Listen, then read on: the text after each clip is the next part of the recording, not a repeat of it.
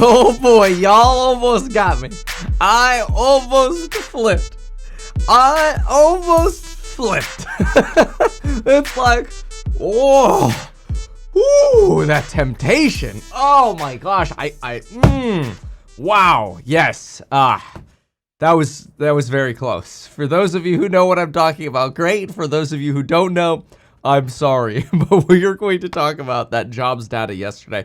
And frankly, I didn't post a video yesterday because it literally took me, well, I was also flying for house hack and looking at properties, but in between doing all of that, it essentially took me the last 24 hours to really figure out and understand what is going on, what path we're on, where we are in the economy now, and what you need to look for, as well as potentially how to position a portfolio around this. Now, because I did not post yesterday, in fairness to all those of you who are curious, yes, I'm going to have a big portfolio talk on Monday where I talk trades, companies, hedges, and any kind of adjustment trades, potentially millions of dollars worth, on Monday in the course member live. So I did extend the coupon to 11:59 p.m. on Sunday because I didn't post yesterday and there was no reminder for you. So if you want to be a part of that, Course Member Live on Monday, and you want to get that for life, all the future Course Member Lives, we do that, or analyses, fundamentals, trade alerts, you name it. Go to meetkevin.com, buy the Stocks and Psych course, watch Lecture 1, you're in forever. Okay, great. So let's get into what happened. And it is true. When I first heard this data, that the last 2 months, the prior 2 months, so July and August, which were pretty bad, were revised up by a net of roughly 70,000 jobs, and September was absolutely phenomenal.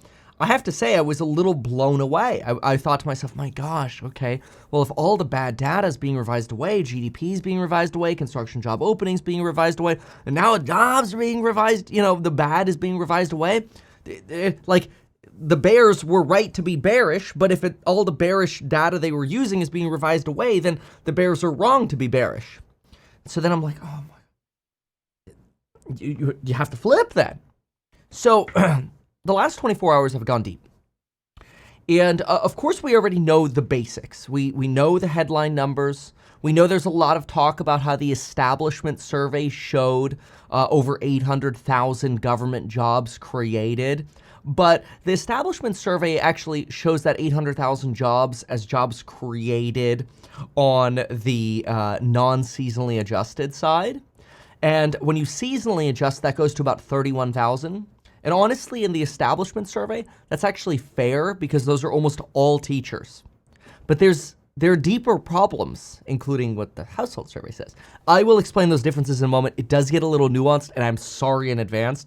But again, it took me like 24 hours to get through this. So an analysis starts with what yields have done since Jay Powell, gave us a 50. Jay Powell gave us a 50, and what happened? We literally got the 10-year yield up 32 basis points, the 2-year yield up 38, the 1-year is up 26. Mortgage rates are up about 50 basis points. We've essentially gone across the entire yield spectrum, and we've made everything tighter, not looser, which is fine if you have an inflating economy and a strongly growing economy. It's okay. You would want to tighten rates in that case so you don't, overheat essentially and create inflation, which I don't think a good economy is synonymous with inflation. Anyway, Kathy Wood agrees with this. Whether you like her or not doesn't so much matter. But what really creates, well, if you're Peter Schiff, it's the expansion of the money supply. But to me, what really creates inflation or consumer prices going up is, frankly, stimulus. Otherwise, innovation really leads to deflation. The more we invest in CapEx, the more deflation we get. Look at China. They're frankly in deflation. People are like, oh, but, this is going to cause inflation, all this stimulus. They're so deep in the hole. They're so deep in the hole. This is really a topic for a different video. But the point here is that you would expect yields to go up if you thought things were really, really good. So I thought, okay, well, maybe things are really good. Maybe I shouldn't be a bear and let me go deep in this jobs report. So my take when I look at the jobs report, and it's going to be, I'm going to give you a little preview and then we'll go through some of the details. My take is that we're roughly at stall speed on a plane. Now, maybe y'all don't fly. I don't fly. I'm not a pilot, okay? But like, let's say you're coming in for a landing with my little toy jet here, okay? So you're pitched down a little bit, 3%, I don't know, 5%, whatever. So you're pitched down. But the plane's just going so slow that you're not gonna make it to the runway. Now you could nose down, but then you're gonna have a hard landing. You're gonna like booms. You might break your landing gear or just crash. Okay, so you don't want to nose down too much. Now you could keep your pitch, but you're gonna have to add speed. Because if you're at stall speed, you need to speed up your plane. Again, I'm not a pilot, I'm trying my best here, okay? You need to speed up, you need to add some gas, add some thrust. Everybody likes some thrust, right? So we're flying a little too slow to actually make it to the runway safely. We really need speed boost, and then we'll be okay. If we pull up without adding thrust, then we're just gonna literally stall. That's not gonna be good. Gosh, I never thought this would actually become useful. Oh, I just tangled it. Okay, well, I'll have to untangle that. God, that looks terrible.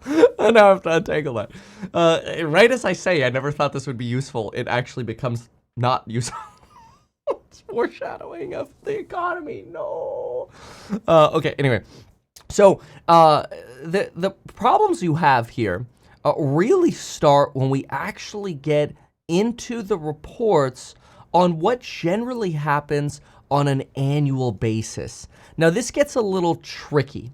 So there are a few things to look at. The first that I want to look at is something called the level of unemployed people usually working full-time. Now, this by itself isn't solely useful. We have to look at a lot of things here. But let's go ahead and look at usually full-time. If you look at this, it kind of helps us understand the stall speed that we're at. Because if you go into the 82 or 80 recession, you have a rapid crash. If you go into 91, you have a rapid decline in this. You go into 2001, rapid decline, 2008, rapid decline. What do you have over here? You have a stair-step decline. Kind of like a stair stepper at the gym. Decline. Okay, is that normalization? I don't know. Stair step. Okay, is that normalization from the big spike? I don't know. Stair step. Oh gosh, now we're negative. So the year-over-year change in people employed, usually full-time, is now negative, which means we have fewer people employed full-time who usually are employed full-time, which is generally something you only see at the earliest midway through a recession. So who knows, maybe we're already in a recession. We generally don't know if we're in a recession until like a year later, right?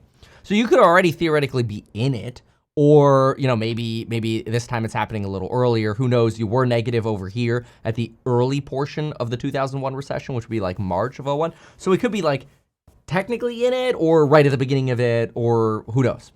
So this alone is not helpful, but it does show us that the stall speed is present, because if we're really growing, we should be seeing more people on a month-over-month basis working full-time. So again, I call this the stair-step or slowdown, and it's why I talk about stall speed. This is really driving me nuts. I apologize for this. Like, just look away for a second. But I see it in the video monitor, and it just drives me absolutely nuts. I cannot have. I'm like J-Pow, okay? I gotta fix this. I cannot have the plane like this. It's maybe it's an OCD thing. Now I've really just janked it up. There we go. I definitely screwed something up, but here, it's a little better now. I apologize for wasting your time. Please fast forward the video, and if for whatever reason you can't, then once again, I apologize. I'll fix it later. This is a lot better than the straight edge. Just doesn't look good. Anyway, okay, so next, this is where things get really start getting really interesting. The typical employment level that we have in our economy, especially through the 90s, is around 2 million job gains created on an annual basis. Keep in mind, we still have some real serious juice to get to. Don't get me started on table A8, okay? It's going to be pretty bad. But what I want you to do, and you could do this yourself too, is just type into Google St. Louis Fed employment level. That's Fred with an R in there. I know that's weird. I still haven't figured out why they do that. I think it's Federal Reserve economic data, but whatever. Okay, so when you get there, what I want you to do is I want you to just do change from a year ago in thousands of people, okay? And then it's so noisy on the monthly, so change this to annual. And then what I want you to do, I mean, you could leave COVID in here if you want. If you want to just make it a little bit more clear, you could get rid of COVID just by scrolling over on the right. But let's just leave COVID. So we'll leave the chart as it is. Look at what a normal economy looks like for a moment, okay? A normal economy sits in this range right here. I think we can all agree that a normal economy is somewhere in this range, right? And look on the left. That would be somewhere between 1.5 to maybe 3 million jobs created per year, right? That's a normal economy. In fact, if you look at the 90s, you were at a normal level of job creation throughout the entire 90s. Okay, that's interesting. So where do we sit today relative to that level of job creation? Well, we sit in a worse place because so far, we don't have this full years of data, but if we're trying to get to 2 million jobs created in the year on the employment level, where do we sit right now so far year to date with 3 quarters being done? We sit at 314,000. Q1, we lost 248,000 jobs. So Q1, that's when you get the layoffs. That was 2024. Q2, you got 62,000 jobs. Q3, you got 264,000. Add that together, you're only year over year, or actually for this year, you're only up 314,000 jobs, which actually aligns with if you go all the way back to last September, you're also roughly up about 300K jobs. So in other words, like since last September, we've really been at that stall speed where we're like, oh, we don't have the thrust anymore. Oh boy. You know when you're on a plane and they like pull back on the thrust because you're getting ready to land, or like you just took off and then they pull back on the thrust and it's that like weird sinking feeling. You get like, it's like, oh, what's happening? And really the pilots are just trying to like level out or whatever, but everybody's always like, oh my God, we're crashing.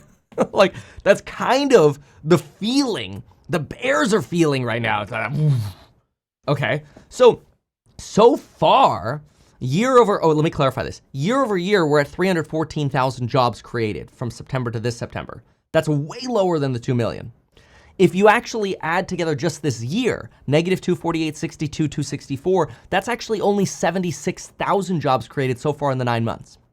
This means the next 3 months are going to be extremely critical because you need October, November, and December to be really freaking good so you could get back to that normal growth period of around 2 million jobs created. So now I'm going to show you this screenshot because it's really helpful. Okay, here's the red line. This is what we were talking about with the 90s, right here where my mouse is, right? And this is the normal trajectory. I did kill COVID out of here because it zooms in on the chart, makes it a little bit more clear rather than having the big spike up on the right. Okay, so you normalize this. Look at the times it went near negative on the red line, which is the annual. Every time it goes near negative, you have this green circle, you have a recession. So every time near negative, recession, okay? Like every single time. There's not a time over here it goes to near negative that you don't have a recession. However, there are times it doesn't go to negative and you still have a recession. See over here? So it's like, either way, if you go negative, you always have a recession. If you don't go negative, you could still have a recession because that's happened before over here. But having a low change in thousands of people, so millions of people here, of job gains, having this be at, for the year, 76,000 is horrible. It's really bad because you're close to that threshold of like guaranteeing a recession. Okay, but Kevin, like the jobs data was so good. Are you just trying to look for like bearish information? Okay, well, I get it. I like, let me just be transparent.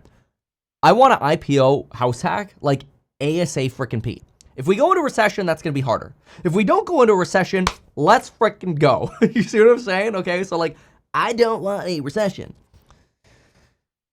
I just can't help myself. I'm looking at this data. So people are like, but Kevin, the jobs numbers were so good. It was such a big number. Okay, well, what happened in history? Well, right before the 1990 recession, in July, we started the 90 recession. In May, we had a job read of 299,000. Huge spike. Look at that green circle right here-ish. This is where you really start turning negative into recession. But look at the blue. The blue shows you this huge spike that you get. The blue is actually the quarterly, but I read it on the monthly. And on the monthly read, you're at 299. This is a huge spike over here. And you still went into recession because the data is so freaking volatile on the month over month. Look at March. The month the recession began, employment spiked up 171,000 in households data. And 3 months earlier, you spiked up 292,000. So in other words, you had these giant job reports right before the 2001 recession, literally just 2-3 months before the recession. You had these giant, really glorious jobs reports. And then you look at 2007, literally November of 2007, like right when the recession was beginning, 649,000 jobs created. That followed negative 298 in October, which came after 562 in September. Look at the volatility. The recession began in December. Right before that, it's like, yay, oh, yay, crash. So like over the past 3 recessions outside of COVID, household jobs spiked 171 to 649,000 in a single month report, and we still hit recession. And my guess is back then, the markets also rallied on these reports. A recession still came because jobs is a lagging freaking indicator. So like the month over month data doesn't matter. What really matters is this, like, how many jobs are we actually going to create this year? Well, right now, if we're at 314,000, you look at this right here. I drew this red line just to show you, if this red line on the left is normal, it's going to crash. You're going to crash to, you're going to crash to this low level right here, which would be, which is in line with the quarterly numbers. So that's a really, really bad pace. You're actually probably, if I actually get the number over here, that's pretty bad. If the annual number is all the way down here, you're basically on the doorstep of recession. The annual number, the red line, should be stable around here in an expansionary time. Again, we need October, November, December data to get us up, because right now, I drew this line to 314,000 going year over year to September, but we're not even at 314 so far this year to date. Again, we're at 76. Which means we're basically, I know this chart's funny, we're probably like right there on top of the black line. And if these 3 reports come in negative, we will be in the hole, and you're basically going to guarantee a recession. Okay, and usually you get negative job reports after a really big positive report. We just got a big positive report. Now why? Well, how about because of revisions? Now this is an interesting one. Buckle up for this one, folks. You're going to want life insurance for this one. metkevin.com/life paid promotion. You're going to want to get the courses on building your wealth to know what's going on with the portfolio on Monday, because this chart this is insane. You do not want to see this chart. Okay, I'm going to show it to you. Okay, it's a table. Damn it, Kevin. You said chart. Clickbait. I'm sorry. Okay, look at this. You don't find this table unless you dig down into A8 on the, like literally their 100-page document or whatever. It's crazy. And if you go to government workers, this was insane. First of all, there's the establishment survey, which I opened this video about. I said 800,000 non-seasonally adjusted teachers got adjusted to 31,000 establishment jobs. Okay, fine. That seems normal because they're mostly local, right? But wait a minute. Because they seasonally adjusted away all of those teachers, government workers should basically be close to 0 because teachers are going back to work. But wait a minute. Government, this is the household report, not the establishment report. Household is they call workers. Hey, you got a job? Cool. Payrolls means they call companies. Payrolls is the establishment one. It's a little confusing, okay? That's why I said we're going to get nuanced here. If you look at the household survey, the seasonally adjusted read right here from August to September exploded from 21.4 million to 22.2 million. That is a seasonally adjusted 785,000 gain. That is unprecedented, and it's absolutely insane. Look at this. July to August, you were like negative 150, plus 40. This is like plus 50. You know, like these numbers, this is crazy. I don't know what the hell happened here with the seasonal adjustment number, but 785,000 on the seasonally adjusted one? So you're telling me all the teachers that went back to work, you adjusted them out, and you still got 785,000 job gains on the household survey, which the household survey is the one that dictates the unemployment report. So if you took out all of those, the unemployment rate, instead of going down, would have gone up to like 4.5%. What? What? And on the non-seasonally adjusted right here, you're up 1.3 million. Again, that's probably where the teachers are, the difference between those two numbers. But this seasonally adjusted, you still came in with that high of a number? That changed this entire report. Because when you actually look into like restaurant jobs, they were negative, and then seasonally adjusted positive, even though we know restaurants are in the freaking pooper right now. So, you know, a lot of people are saying, okay, so, you know, why? Like, is this political? Is this, you know, just trying to elect Kamala Harris? Maybe. It's possible. Absolutely possible. I don't try to be jaded like that. I think it could also just be that the Bureau of Labor Statistics doesn't have all their data yet, and the adjustments they're making aren't that great. So that's not great. And that means we're going to get revisions as they continue to get data. Remember, this jobs report came out on October 4th. They're going to keep getting data out over the next 2 or 3 weeks so they can help revise September numbers. You're probably going to get a big downward revision here because this is crazy. This was like a 3.7 sigma standard deviation above expectations read. It's insane. So what do you need going forward? So going forward, you really need to add like 1.5 million jobs in October, November, December. Can it happen? And would that make Kevin bullish? Yes, it can happen. In Q1 of 2023, we actually added 1.5 million jobs. So yes, 1 quarter can change everything. We could literally have a really good October, November, December and confirm the soft landing. That would be thrust, like what we're talking about with the plane. Thrust. If you get 3 quarters in a row now of not this crazy government jobs boost, but like actual like growth in jobs, soft landing, stock, hats off, bear thesis dead. That's what you need. So you really, like, it's crazy, but you kind of have to now wait until like February to confirm there's no recession. Because then you get the January jobs data to see if there are giant layoffs there, but you'll also have the full year's data, which I guess the full year's data you'll have in early January. But anyway, so this is crazy. If you also look at a chart of the magnitude of the seasonal adjustment versus what you historically see, this is the chart you get. This shows you how crazy this September seasonal adjustment is.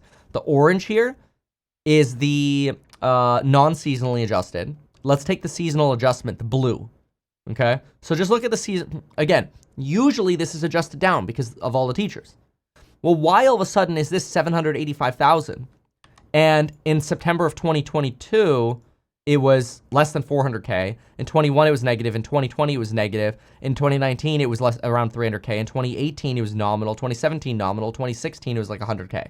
Why all of a sudden this huge magnitude? And then, of course, right before the election. I mean, again, that's the jade. I try to be neutral and not like super politically jaded, but it is odd. So if the economy truly is weak and the jobs data is wrong, now you have a real problem, because if the jobs data is wrong, it means you are stall speed and you're losing thrust. At the same time as you're losing thrust and you're at stall speed, Jerome Powell is kicking up the flaps, which basically is increasing your drag. And so now your speed's falling even more. So you're contributing to the decline with higher rates because of what we talked about at the beginning of the video. This is crazy. So then you look at the yield curve, we're almost back to inversion. Well, gee, we're at 4.8 basis points uninverted. When is the last time we've actually gone from inversion to uninverted by about 20 basis points? The same we hit this like a couple weeks ago, where 20 basis points uninverted, to basically back to inversion. Well, you did go back to inversion in 2006, right before the 2007, end of 2007, December of 07, the recession began. So this has historically happened. Like, you can bob around this line. Usually recessions don't actually begin until you're about 50 to 100 basis points uninverted. We only got to 20. So again, we're at that stall speed where, like, yes, we can add thrust and keep going. We can keep this freaking plane flying. But it's tough. Because add to this, some of the other recession indicators. Housing starts versus completions at 1974 lows, 1980 lows, pre-2008 recession lows, really, really bad. 1995 didn't look like this. Restaurant performance index so low, it's recessionary. A number of unemployed people, 27 weeks and over at least 1/3 of the way into recession. ISM manufacturing payrolls were horrible. The Challenger report for payrolls was absolutely trash. 9 out of 12 Fed beige book districts declining. The temporary hiring stretch, largest negative stretch of readings for temporary hiring. Waning pricing power at companies, delinquencies. I don't know, man. I don't know. So my take is that on Monday, we're going to be talking about hedges. We're going to be talking about portfolio allocations. There are a couple ways to go here. You could either go long equity with hedges, or you could go cash with hedges. It sort of depends on your POV.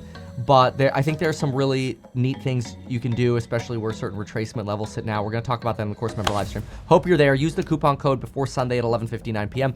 I got to go to my mastermind. I love you all. Thank you so very much for being here. We'll see you all in the next one. And if you want to join the next mastermind, these are all like millionaire entrepreneurs. I mean, this is a really great group of people.